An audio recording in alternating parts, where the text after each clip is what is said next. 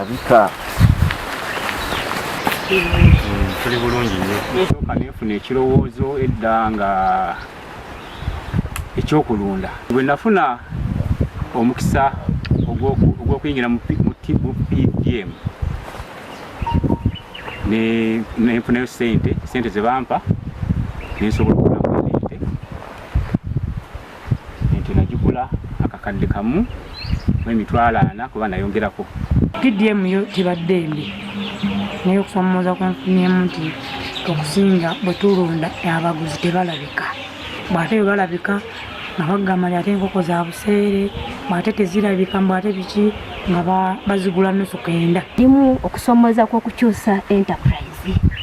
Omuntu ajja bulungi ne business plan ye n'atwalibwa mu kubala kwonna ekibalo kyonna, naye ate mugenda omukeberako obanga yajjira mu mmwanyi mugenda okutuukayo ng'ate olala ali mu mbuzi oba mu mbizzi.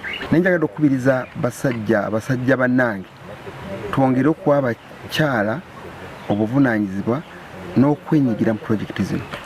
Otusinza okuyita abasinga obungi ng'omwami bwe bataliiwo ne baba yagenze kuziika oba yakyaddeko obukyazi ng'omukyala alemwa okuddamu ebibuuzo byonna ebikwata ku parish development model.